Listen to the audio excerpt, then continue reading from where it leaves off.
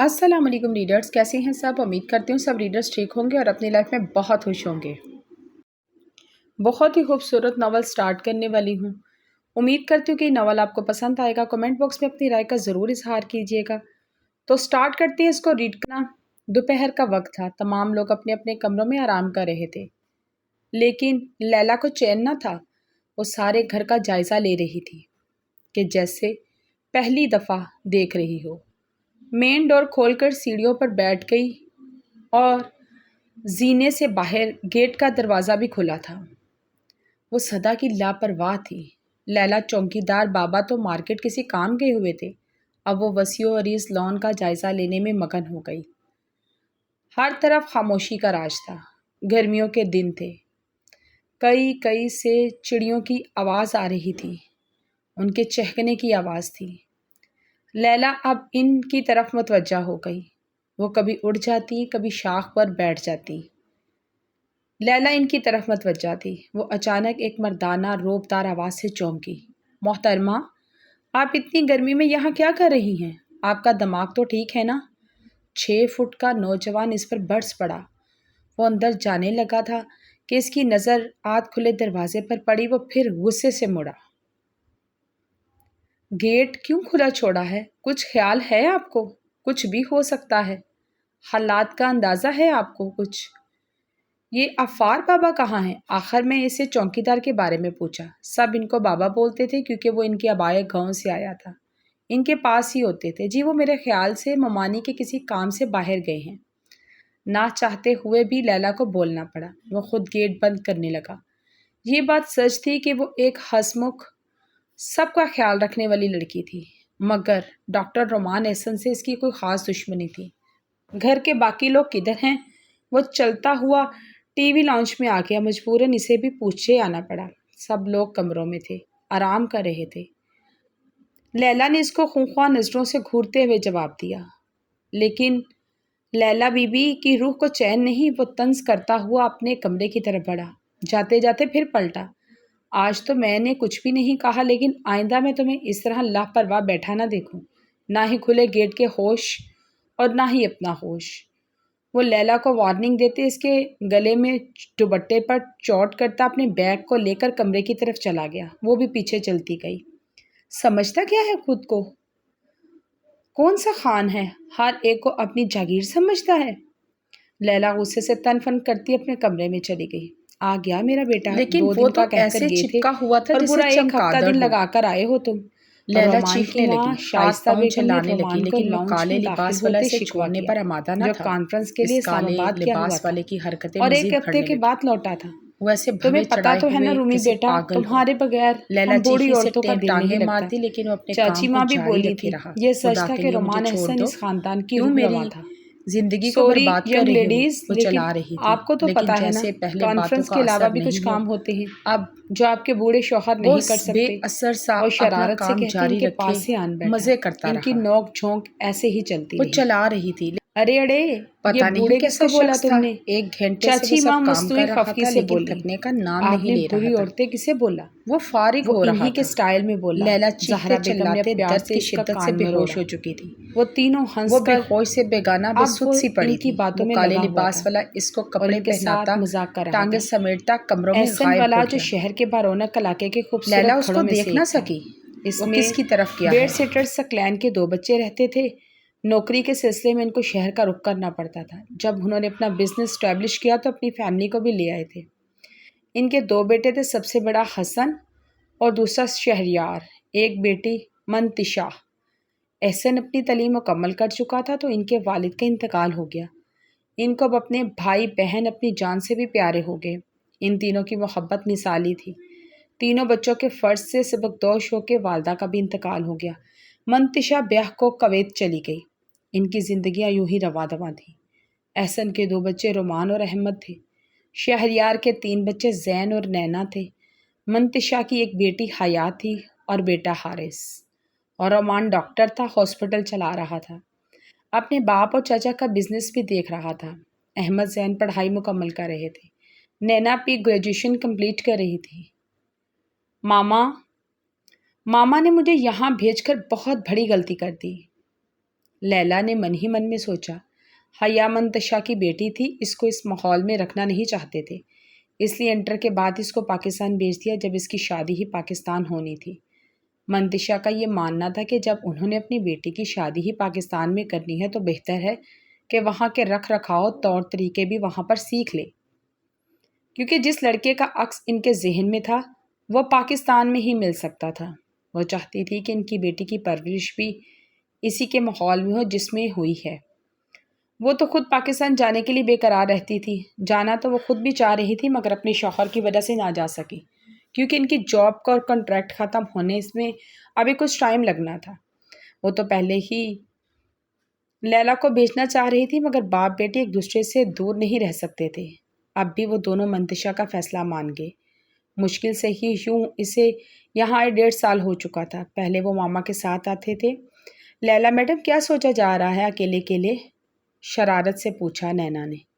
دونوں میں اچھی خاصی دوستی تھی، دونوں کلاس فیلوز بھی تھی۔ کچھ نہیں، ماما پاپا اور حارث کو یاد کر رہی تھی اور اداس تھی۔ کم آن یار، ہم پھپھو سے ابھی بات کر لیتے ہیں، بلکہ ان سے بھی اور حارث کے بچے سے بھی، نینا خوش دلی سے بولی۔ لیلا ہنس تھی کیونکہ حارث اور نینا 1 منٹ بھی ان کی نہیں بنتی تھی۔ چلو باہر آؤ، رومی بھائی آئے ہیں، اتنے دنوں کے بعد سب کے لیے گفٹس بھی لے کر آئے ہیں۔ چلو دیکھتے ہیں۔ نینا نے اس کو کھینچا۔ نہیں مجھے نہیں جانا، تم جاؤ، مجھے کل ایک اسائنمنٹ جمع کروانی ہے، وہ تیار کرنی ہے۔ حیا نے جھوٹ بول دیا۔ کیا یار، چلو اتنی دیر بعد رومان بھائی فری ہوئے ہیں، ورنہ تو بس ہاسپٹل اور آفس، بس اتنا مزہ، مجھے نہیں جانا، تم چلی جاؤ۔ خان مجھے ایسا دیکھتا ہے جسے کھا جائے گا، نینا نے کہکا لگایا۔ وہ حیا کے رومان کے ساتھ دشمنی کو جانتی تھی مگر وجہ کا آج تک پتہ چل نہ سکا۔ اس مزید اصرار نہ کیا کیونکہ سے باہر اسٹڈیز کیسی جا رہی ہیں تمہاری؟ لیلا ناشتہ کرتے ہوئے چونکی تھی۔ اس نے سر اٹھا کے دیکھا تو ڈاکٹر رومان اس سے مخاطب تھے۔ ٹھیک چل رہا ہے سب کچھ، اسپاٹ لہجے میں جواب دیا۔ رومان جانتا تھا کہ وہ اس سے دامن بچا رہی ہے مگر آنے سے گریز کر رہی ہے، اس لیے کل رات بھی نہیں آئی۔ اسے ناشتے کے ٹیبل پر جا لیا۔ پھپھو سے بات ہوئی ہے تمہاری؟ وہاں سب لوگ ٹھیک ہیں؟ صاف پتہ چل رہا تھا کہ وہ اب بات کو بڑھانا چاہ رہا ہے، حالانکہ پھپھو سے بات کیے بغیر وہ نہ اس کو کھانا ہضم ہوتا تھا نہ ہی اس کو چین آتا تھا۔ جی سب ٹھیک ہے ممانی جان، میں اپنے روم میں جا رہی ہوں، مجھے تھوڑا سا کام ہے، جب نیہا ریڈی ہو جائے تو میں آ جاؤں گی۔ حیا نے کچن میں کھڑی اپنی ممانی جان کو مخاطب کیا۔ رومان اسے دیکھتا ہی رہ گیا، یعنی کہ وہ ناراضگی ابھی تک برقرار ہے۔ رومان نے سوچا بہت مشکل کام ہے ڈاکٹر رحمان احسن، لیکن کیا کرنا پڑے گا، مجبوراً وہ خود سے مخاطب تھا۔ منتشا نے واقعی اسے مشکل میں ڈال دیا تھا، اور بہت بڑی مشکل میں۔ پھپھو جان خیریت تو ہے نا، آپ اتنی پریشان کیوں ہیں؟ رومان اپنی عزیزدار جان پھپھو جان کی آواز سن کر پریشانی سے بولا۔ کچھ نہیں، بس لیلا کی وجہ سے بہت پریشان ہوں میں، وہ پریشانی سے بولی۔ پھپھو کھل کر بات کرے۔ رومان کو کوفت ہونے لگی پھپھو کی بات سن کر۔ تمہیں تو پتہ ہے نا کہ مجھے میڈیکل کا کتنا کریز ہے، میں ڈاکٹر بننا چاہتی تھی پر ماما کو میری شادی کی جلدی تھی، پھر تم نے میری خاطر یہ پروفیشن چوز کیا، وہ آزاد ہو کر بولی۔ آئی نو پھپھو، مجھے سب کچھ پتہ ہے، وہ مسکرا کر بولا۔ رومان کی پیدائش کے بعد شائستہ بیگم کی طبیعت خراب ہو گئی تھی، منتشا جو پہلے ہی آ چکی تھی، پھر رومان کو انہوں نے سنبھالا تھا اور وہ 2 سال تک وہ بھائی کے گھر ہی رہی۔ کچھ ان کا اپنا دل نہیں لگتا تھا، کویت میں ان کے شوہر آتے جاتے رہتے تھے، اسی دوران رومان کو وہ اپنے ساتھ لگائے رکھتی تھی۔ کچھ وہ ان کی فیملی کا پہلا بچہ تھا، سب کی اس میں جان تھی۔ بیٹا حیا کے بابا کے بے جا لاڈ پیار نے اس کو بگاڑ رکھا تھا، انٹر کر کے ہی بس اس کی بس ہو گئی تھی۔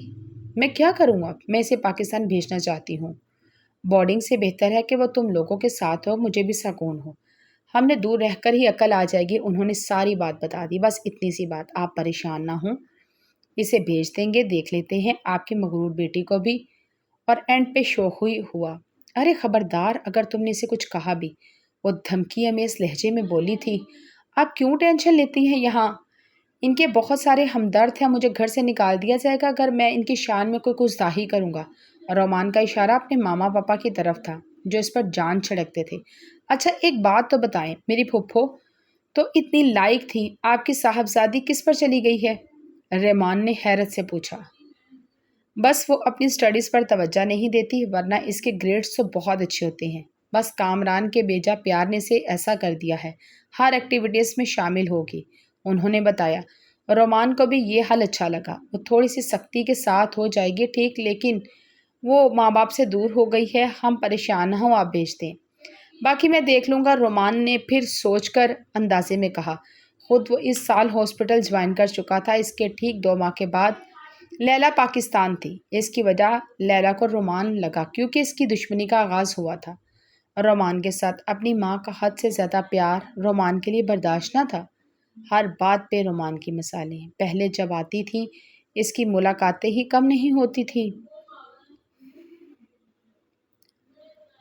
لیلا ان لڑکیوں میں سے ایک لڑکی تھی جو لاڈ اور جذباتی طبیعت کی وجہ سے اس ایسے فیصلے کر جاتی ہے جو اس کی ذات کے لیے تکلیف دہ ہوتے ہیں، مگر ان میں انا کوٹ کوٹ کے بھری ہوئی تھی۔ لیلا نے بھی ایسا ہی کیا، ایک معمولی سی بات کو بنیاد بنا کر رومان سے دشمنی مول لی۔ ان کی سوچوں میں وہ گم لاؤنج میں بیٹھی تھی، کتاب سامنے کھولی تھی، خود وہ سوچوں میں گم تھی۔ رومان نے اندر آتے دیکھا تو اس کی طرف گیا۔ کیا ہو رہا ہے؟ رومان نے ٹھنڈے لہجے میں پوچھا، جو اپنے خیالات میں گم تھی۔ اس کی آواز پر اچھل گئی۔ کچھ نہیں، اس نے رکھائی سے جواب دیا اور اٹھ کر جانے لگی۔ پڑھائی میں کوئی مشکل تو نہیں ہو رہی؟ اگر کوئی مسئلہ ہے تو مجھے بتانا، میں تمہاری مدد کر دوں گا، رومان بولا۔ مجھے ان فارمیلٹیز کی کوئی ضرورت نہیں۔ ان سب کے لیے بھی آپ کو ماما نہیں بولا ہوگا، وہ تنزیہ بولی۔ نہ جانے آج کیسے وہ اس کے سامنے اتنا بول گئی تھی۔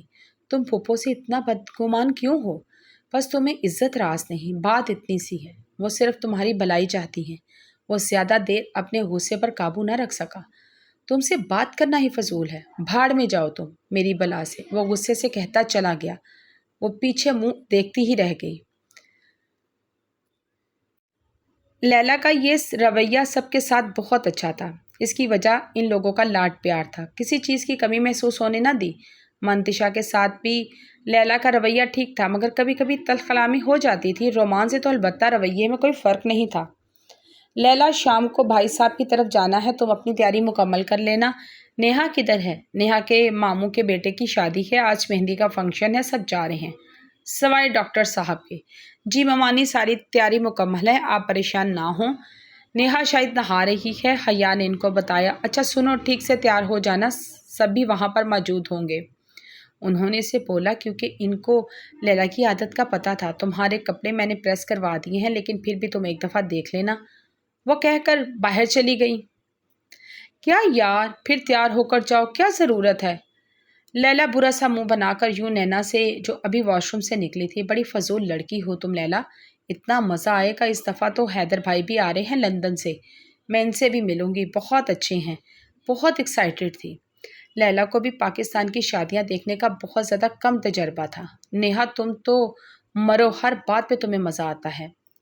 اس نے نیہا کو گھورا۔ اب وہ تیاری میں مشغول ہو گئی۔ لیلا باہر نکل آئی۔ اچھا سنو لیلا، ہم لوگ نکل رہے ہیں، تم لوگ ڈرائیور کے ساتھ آ جانا، شائستہ بیگم بولی۔ جی ممانی، لیلا نے ان کو بولا۔ سنیں، بہت پیاری لگ رہی ہیں، لیلا نے پیچھے سے آواز لگائی۔ چل شریر، وہ باہر نکل گئی۔ وہ چینل سرچنگ میں مصروف تھی، ڈرائیور کا انتظار کر رہی تھی۔ نیہا کی تیاری ختم ہونے کا نام نہیں لے رہی تھی۔ ٹیلی فون پر بیل بجی۔ ہیلو، وہ بولی۔ میں 5 منٹ میں گھر آ رہا ہوں۔ 5 منٹ کا مطلب 5 منٹ، ورنہ تم دونوں رہو گی گھر پر، مہندی پر نہیں جا سکو گی۔ وہ ایسے ہی بولا تھا جیسے اس کا بٹن دبایا ہو کسی نے۔ اس دن کی جھڑپ کے بعد آج بات ہو رہی تھی، لیکن ہم نے تو ڈرائیور کے ساتھ جانا تھا۔ لیلا کو اس کے ساتھ جانے کا کوئی بھی شوق نہیں تھا۔ سنو، جتنا کہا ہے بس اتنا ہی کرو۔ رومان جو پہلے سے بہت بھرا ہوا تھا پھٹ پڑا۔ وہ کھٹاک سے اس نے کال بند کر دی۔ احسن صاحب نے رومان کو کال کر کے ان دونوں کو بلانے کا کہا تھا، کیونکہ ڈرائیور کو ایمرجنسی میں گاؤں جانا پڑ گیا تھا، سو مجبوراً اسے آنا پڑا۔ اگلے 5 منٹ میں وہ واقعی میں گھر تھا۔ لیلا کا پہلے سے جانے کا موڈ نہ تھا، پہلے وہ ممانی کی وجہ سے جا رہی تھی۔ اب سارا رستہ خاموشی سے کٹا۔ لیلا دائیں طرف بیٹھی تھی، بالکل ڈرائیونگ سیٹ کے پیچھے۔ مطلوبہ جگہ پر پہنچ کر گاڑی رکی۔ پورا گھر دلہن کی طرح سجا ہوا تھا۔ لیلا کو گھبراہٹ سی ہو رہی تھی۔ رومان اور نیہا باہر نکل آئے۔ رومان کال اٹینڈ کر رہا تھا۔ لیلا نے اپنا بڑا لمبا سا دوپٹہ سنبھالا نہیں جا رہا تھا۔ وہ اپنا دوپٹہ سنبھالتے ہوئے بے دہانی سے گیٹ کی طرف جانے کی بجائے آگے بڑھنے لگی۔ اسی لمحے رومان کی کال بند کر کے گاڑی کی جانب مڑا۔ لیلا 6 فٹ کے لمبے چوڑے مرد سے ٹکرائے ہیں۔ وہ پاس پڑے پتھر سے پاؤں ٹکرایا۔ اس سے پہلے کہ وہ زمین بوس ہو جاتی وہ دونوں ہاتھوں سے اس نے تھام لیا۔ ڈاکٹر رومان احسن کے لیے جیسے پوری کائنات تھم سی گئی۔ وہ اسٹل سا ہو گیا۔ چند لمحوں کے لیے رومان کی نظریں لیلا کے معصوم اور حسین چہرے کا طواف کر رہی تھی۔ وہ لگ ہی بہت خوبصورت رہی تھی، مگر اگلے ہی پل وہ خود پر کنٹرول کر چکا تھا۔ کیا مصیبت ہے؟ تم دیکھ کر نہیں چل سکتی؟ آخر تمہارا مسئلہ کیا ہے؟ اسے جھٹکے سے دور کر کے بولا۔ لیلا کو بہت شرمندگی سی محسوس ہوئی۔ اگر یہ 6 فٹ کا دوپٹہ سنبھالا نہیں جاتا تو کیوں لیا تھا؟ اندر جاتی ہوئی لیلا کو دیکھ کر وہ زور سے بولا۔ اپنی اس کیفیت پر قابو پانے کے لیے وہ زور زور سے بول رہا تھا۔ وہ اندر چلی گئی۔ رومان کی بھی کسی قیمتی چیز کے ساتھ تھی شاید۔ رومان نے ہاسپٹل جانے کا ارادہ ترک کر کے گھر کی طرف رخ کیا۔ عجیب کیفیت ہو رہی تھی اس کی۔ آنکھیں بند کرتے ہی وہ دو بڑی بڑی آنکھیں حسین آنکھوں کے سامنے آ رہی تھی۔ گھر آ کر آدھا گھنٹہ شاور لے کر وہ بستر پر لیٹا رہا۔ وہی کیفیت تھی۔ نیند آنکھوں سے کوسوں دور تھی۔ خود سے لڑتے لڑتے وہ جانے کب سو گیا اس کو پتہ ہی نہیں چلا کہ وہ نیند کی وادیوں میں کب چلا گیا۔ صبح معمول سے لیٹ اٹھا تھا۔ ویسے بھی آج سنڈے تھا اور سنڈے کو وہ ہاسپٹل نہیں جاتا تھا۔ فریش ہو کر باہر نکلا۔ السلام علیکم۔ اس نے سلام کا جواب دیا۔ وعلیکم السلام۔ آج بہت لیٹ آنکھ کھلی، خیریت تو ہے؟ میں صبح سے 2 دفعہ تمہارے کمرے کا چکر لگا آئی ہوں۔ شائستہ بیگم فکر مندی سے بولی۔ کچھ نہیں ماما، پتہ نہیں چلا نماز بھی رہ گئی۔ وہ سستی سے بولا۔